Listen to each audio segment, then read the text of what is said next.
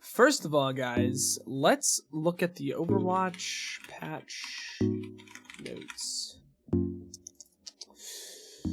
Because there's been a lot of new stuff, and I'm not very happy with it, but that's okay, because we still have to cover it. We still have to get right into the whole swing of things. But yeah, let's talk about patch notes first, guys.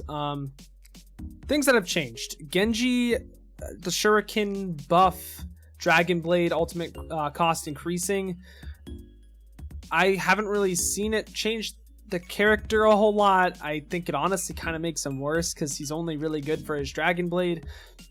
What they're trying to do is make Genji's neutral character better, and making him not as much of just a Dragon Blade character. But the thing is, there needs to be a significant change to the game or how good he is to actually get something of this. It's just not very good.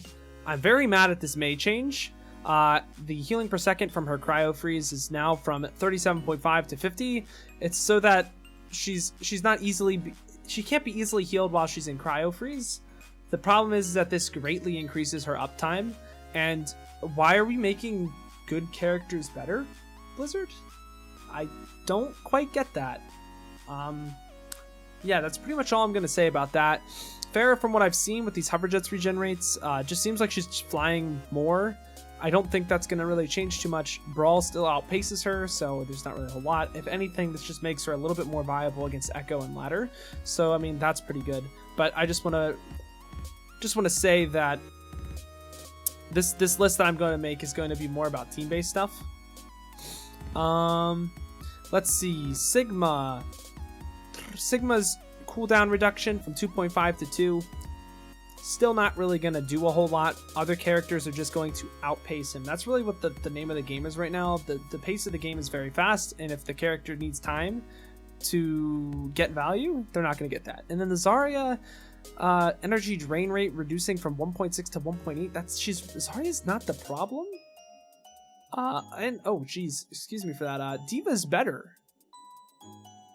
Like, D.Va's better in team play. I mean, Zarya, well, it really depends on the comp you're playing, but I just don't think Zarya needs to get touched. So, pretty much everything that I'm saying right now is geared towards why are we buffing and nerfing characters that don't need them? Or, like, if we are changing them, like Genji, why? I did miss one. It was the Reaper. The adjustment to the shotguns, just dealing more damage, makes him just a little bit even more viable than he already was. He was already getting run on some maps, so I don't really see the reason behind doing this. But alright, let's get right back into it, guys. Today we're starting with tanks. The thing is, I don't know what all these ads are. What? There's some interesting ads. Elastic Man. But yeah, if you're an avid watcher of my meta videos, you're gonna notice not a whole lot of changes. And if anything, it's just kind of like the idea of the rich get richer, the poor get poorer. That's pretty much how this meta is going. The best characters get better, the worst characters get worse. It's kind of what's going on here. But yeah, let's start doing this easily just right off the bat. In terms of team play, the Rein, Zarya, and D.Va are pretty much all very, very, very strong right now. It really depends on how you want to play it. If you want to play the Brawl a little bit slower and try to get your Zarya some charge, and then you can walk in, that's great. If you're trying to play D.Va to supplement a faster Brawl, that also works. It's very map dependent here. The thing is that now Zarya, like, the change is like, it's whatever. It just kind of, it doesn't do a whole lot, but it's there. The Zarya can't really carry as hard. At least that's what I thought. What are the things? Energy drain rate increase. Yeah, you're losing energy faster, so you have to play faster once you get the energy. So it's really not going to do anything, because once you got the energy at high level play, you're still just going to walk, you know? Yeah, but let's go over the rest of the tanks. Double Bubble still has some value. It got a little bit of a nerf to the Zarya, but I don't think that's really going to do a whole lot in the grand scheme of things.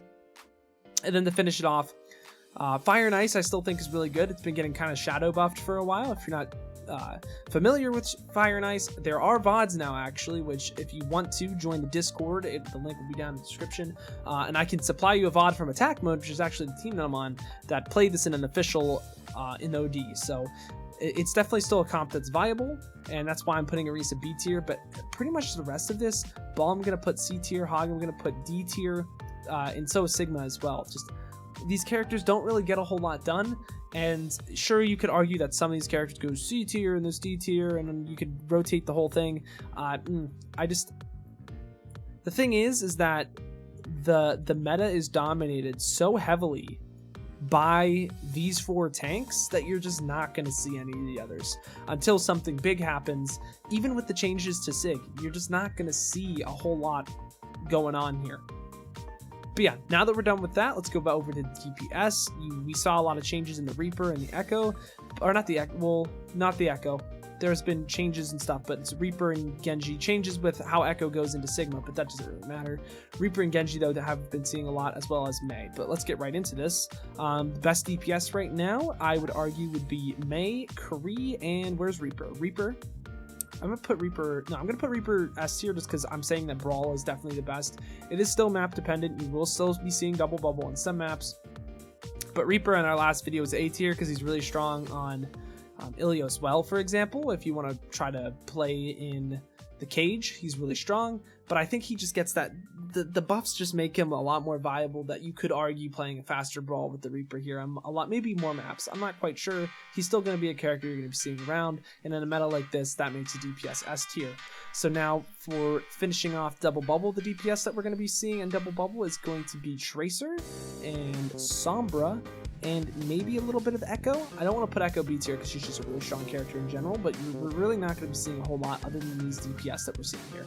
The Genji stuff doesn't change anything for dive. He's still just not as good as his dive counterparts, and all the other characters just aren't going to be getting a whole lot of value against a Brawl. So let's keep going here. Let's see. More DPS that I can go off of. Bastion definitely not doing too hot. I'm going to put Genji C tier just because maybe he's a little bit more viable. We've put him in C tier for quite a long time here, actually. It's just that he isn't changing because it doesn't help his kit, it doesn't hurt his kit. He's just more neutral based instead of his ultimate. So there's just not enough changes to really validate his pick. Let's keep going on here, though. Symmetra's still really good for Koth when you're teleporting out of spawn. Makes her a C tier because it's something that you pretty much have to do or you're going to lose the game, because you're gonna get outpaced by your opponents. Let's see here. Junkrat I don't think is very good. He just gets run on. I don't really think I need to say a whole lot about these characters. They're just not very good right now. Doom I'm going to put top of C tier because I think maybe Hackfist you could run at a very low elo, but the thing is that you're just not going to... He synergizes well with the characters, it's just not super great. There's just better characters to play right now. But let's keep going on here. Torb's going to be put in B tier because that's what you play with the Fire and Ice. And a lot of these other characters are just going to be put behind Torb where they're just kind of meh. But Ashe definitely takes the cake for, like, maybe if you still want to run a spam dive, it's decent, I guess, but there's just better comps. You can just get more value out of other characters right now. The Pharah, I'm going to also put next to the Ashe, just because if you're a Pharah one-trick team, like, it'll help your Pharah carry a lot harder when you can fly higher in the sky. But the thing is that these comps, like I've been saying, are just going to outpace the Pharah. The thing is that you're going to see a Pharah a lot more than you're going to see a Junkin Bastion and Genji. That's for sure. You're definitely going to see that a lot more as you're climbing up the path to pro. There will be teams that still, no matter what the meta, will play the Pharah. So it's still viable in some sense. And then Hanzo, I'm actually going to put Hanzo top below Doomfist. He's not very good, but if you want to run a spam, sure, you can go for it. Not very strong. Soldier, I'm actually going to put below Torb because he can still be run with dive if you really want to try it on maps like Oasis City Center if you want to try to flank really hard, or Busan Sanctuary is very good for Soldier if you want to flank, but still I think you should really just be sticking to that Brawl comp. It's really going to find you value. Widowmaker, I cannot bring myself to put anything below B tier because she's just so strong, and that's pretty much all I have to say for DPS right now. And to finish off the video and make it pretty short here, actually, We're going to start with supports. There's really not a whole lot that have changed.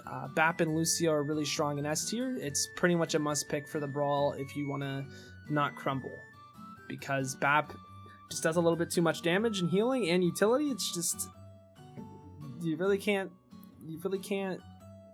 do much with the Baptiste, or against the Baptiste as an Ana or a Moira. But yeah, moving on. Then for the supports for Double Bubble, I'm pretty sure we all know if you've been watching my videos for a while. Ana Brig very strong with Double Bubble. The only reason why I'm putting Ana A tier is just because the composition of Double Bubble is good. It's very, very compositionally based. None of these characters are really strong in their own, from what I've seen. It's just that all of their synergies together make a good fit. And then to finish it off, I'm gonna put Zen B tier, because maybe you can run a Zen Brig. I think that's, I mean, I really can't. All these supports are just kind of meh. Maybe you'd run 6-man, so you could argue you'd put the Moira up to C tier. I think all these characters are kind of in the same boat where it's just compositional based. But the theme of the list is that we have to put a character of every type in every tier, so I'm probably gonna just have it be here actually, just because I think faster paced brawls probably gonna do more in the long run. But yeah, I hope this video was a little bit shorter, just because I wanted to recap of what I thought about the experimental. I do stream every Monday, Wednesday, and Friday at 4 p.m. EST, and I also am starting to stream a lot more on weekends, but not this weekend because I have plans. But yeah, if you liked the video, please do like and subscribe. But until next time, guys, I gotta peace out and Paz out. I'll see you in the next one.